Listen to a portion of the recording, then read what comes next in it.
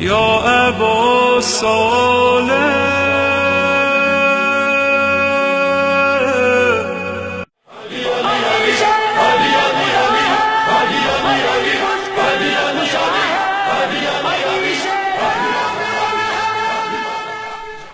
امام کا ایک چاہنے والا جس کا نام تاریخ میں منکس بن ابقا لکھا ہے، وہ کہتا ہے کہ ایک بار میں ایک سفر میں مولا کے ہمراہ تھا.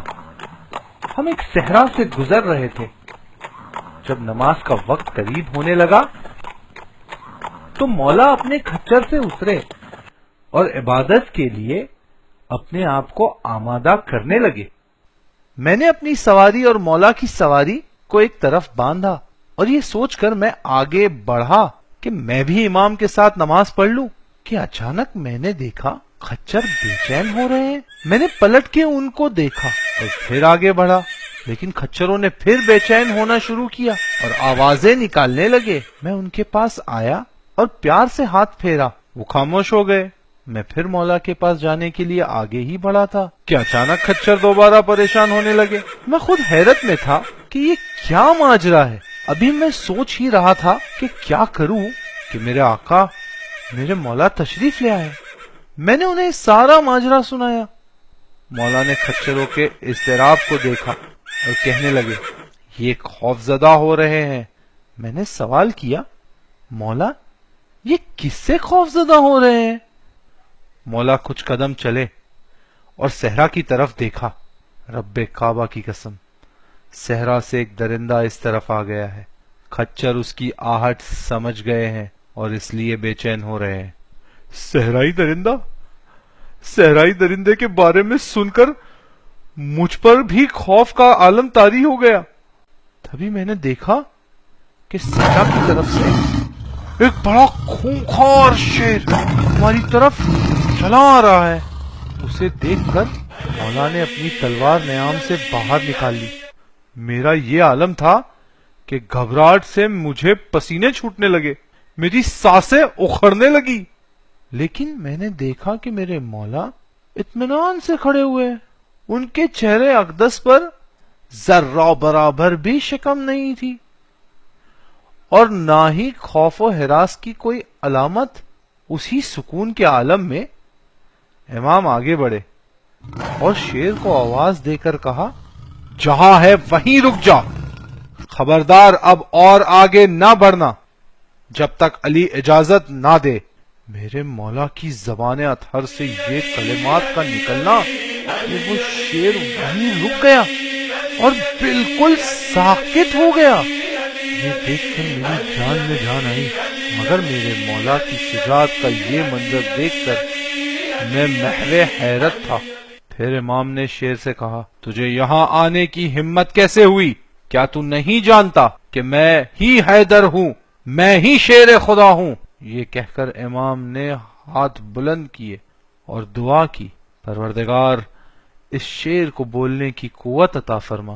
ابھی دعا کے جملے ختم ہی ہوئے تھے کہ شیر نے بولنا شروع کیا. کہنے لگا اے امیر المومنین، خیر الوسین، علم انبیاء کے وارث، آپ پر میرا سلام. یہ سارا ماجرا دیکھ کر میری حیرت میں اضافہ ہوتا چلا گیا. زندگی میں پہلی بار کسی حیوان کو باتیں کرتے ہوئے دیکھ رہا تھا. امام نے شیر کو سلام کا جواب دیا. پھر شیر نے اپنا حال سنایا. مجھے کوئی شکار نہیں ملا، میں 7 دنوں سے بھوکا ہوں. ادھر سے گزرا تو دور سے کھچروں کو دیکھا تو مجھے لگا کہ یہ میرا شکار ہے، اس لیے اس طرف چلا آیا کہ ان کا شکار کر کے اپنی بھوک مٹاؤں. امام نے جلال میں آتے ہوئے کہا تو جانتا ہے کہ میں شیر خدا ہوں اور میں 11 شیروں کا والد ہوں. میرے یہاں ہوتے ہوئے تو ان کھچروں کو اپنا شکار نہیں کر پائے گا. شیر خدا کی آواز میں وہ جلال تھا، وہ روب تھا کہ موت کو بھی موت آ جائے. میں نے دیکھا کہ یہ سن کر شیر امام کے قریب جانے لگا اور میں سوچ رہا تھا شاید یہ امام پر حملہ کرے گا. اور وہ شیر مولا کے قریب آ کر اپنے سر کو مولا کے قدموں سے مس کرنے لگا اور کہنے لگا زمین پر ایسی کوئی مخلوق نہیں جو آپ کا دیا رزق نہ پاتی ہو؟ میرے آقا میں بہت بھوکا ہوں۔ امام نے شفقت سے اس کے سر پہ ہاتھ پھیرا، پھر بارگاہ قدرت میں دعا کی۔ ابھی دعا ختم ہی نہ ہوئی تھی کہ میں نے دیکھا وہ شیر ایک بکری کھا رہا تھا۔ میں اپنے مولا کے ساتھ وہیں کھڑا رہا۔ جب شیر سیراب ہو چکا تو امام کے پیروں کے پاس گھٹنے ٹیک کر شکریہ ادا کرنے لگا، اور امام نے اس کے سر پہ ہاتھ پھیرا۔ شیر نے کہا، مولا یقیناً آپ صرف انسانوں اور صرف جنوں کے امام نہیں ہیں، بلکہ ہر مخلوق کے پروردگار کے امام ہیں، چاہے وہ آسمان میں اڑنے والا پرندہ ہو یا شیر یا صحرا کا جانور۔ مولا ہم درندے آپ سے اور آپ کی اطرت سے محبت کرنے والوں کو کبھی نہیں کھاتے۔ اجازت دیجئے کہ میں اپنی منزل کی طرف آگے بڑھوں۔ شیر کی زبان سے یہ کلمات سن کر تو میری آنکھیں کھلی کی کھلی ہی رہ گئی۔ علی مظہر العجائب ہے، اس کی تشریح میں اپنی آنکھوں کے سامنے دیکھ رہا تھا۔ امام نے سوال کیا، تو کہاں رہتا ہے اور کیا کرتا ہے؟ شیر نے کہا، میں دریائے نیل کے پاس رہتا ہوں، اور اللہ نے مجھے آپ سے دشمنی کرنے والوں پر مسلط کیا ہے۔ میں آپ کے دشمن کو جب بھی پاتا ہوں ان کا شکار کر دیتا ہوں۔ امام نے کہا کہ اس علاقے سے کیسے گزرنا ہوا؟ اس نے کہا، میں اس راستے سے آپ کی زیارت کرنے کی نیت سے کوفہ جا رہا تھا، اور اللہ نے یہ شرف مجھے اسی صحرا میں دے دیا۔ اب یہاں سے میں قادسیہ جاؤں گا۔ امام نے پوچھا، قادسیہ کیوں جائے گا؟ شیر نے کہا، اس علاقے میں ایک شخص آیا ہے جس کا نام ہے مالک ابن سنان بالوائل۔ مولا یہ شام کا رہنے والا ہے اور آپ کا دشمن ہے۔ یہ جنگ صفین میں آپ کی تلوار سے بچ کر بھاگ گیا تھا۔ انشاءاللہ میں آج رات اس شخص کا شکار کر دوں گا۔ یہ کہہ کر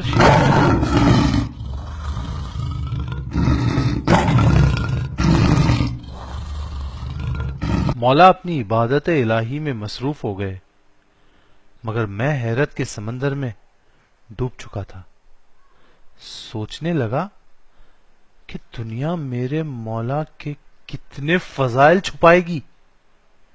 سورج کی روشنی تو کم کر نہیں پاتے جو ایک اشارے پر پلٹ آیا تھا، اور مولا کے فضائل پر پردہ ڈالنے کی ناکام کوشش کرتے ہیں۔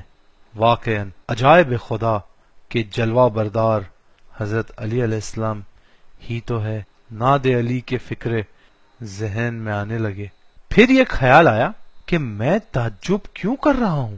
جس کے اشارے پر سورج پلٹ آیا، مردہ قبر سے برآمد ہو کر باتیں کرنے لگے، نابینا کو روشنی آ گئی۔ ان کمالات کے سامنے اس شیر کی کیا بساط ہے؟ رات بھر امام عبادت میں مشغول رہے۔ میں نے امام سے اجازت لے کر قادسیہ کے لیے روانہ ہوا کہ جا کر مالک ابن سنان کا حال دریافت کروں۔ قادسیہ کی آبادی شروع بھی نہ ہوئی تھی کہ میں نے دیکھا کہ ایک طرف کچھ لوگ ایک دائرہ بنا کر جمع ہوئے ہیں اور کچھ دیکھ رہے ہیں، اور آس پاس افراتفری کا ماحول ہے۔ میں ان کے قریب گیا اور پوچھا، بھائی کیا ہوا؟ یہاں کیا ہو رہا ہے؟ ایک شخص نے جواب دیا۔ میں نے جھک کر دیکھا تو مالک ابن سنان کے جسم پر شیر کے پنجوں کے نشان موجود تھے، اور ذہن میں اس شیر کا تصور آ گیا جو دریائے نیل سے خاص طور پر دشمن علی علیہ السلام کے خاتمے کے لیے آیا تھا، اور میرے مولا کی حسین تصویر ذہن میں رونما ہو گئی، اور پھر بارگاہ خداوند متعال میں سجدہ شکر کرنے کو دل کرنے لگا کہ پروردگار تیرا شکر کہ تو نے ہم کو علی علیہ السلام کی ولایت کا اقرار کرنے والوں میں چنا۔ اللہم صلی علی محمد وآل محمد وعجل فرجهم۔ اللهم صل على محمد وآل محمد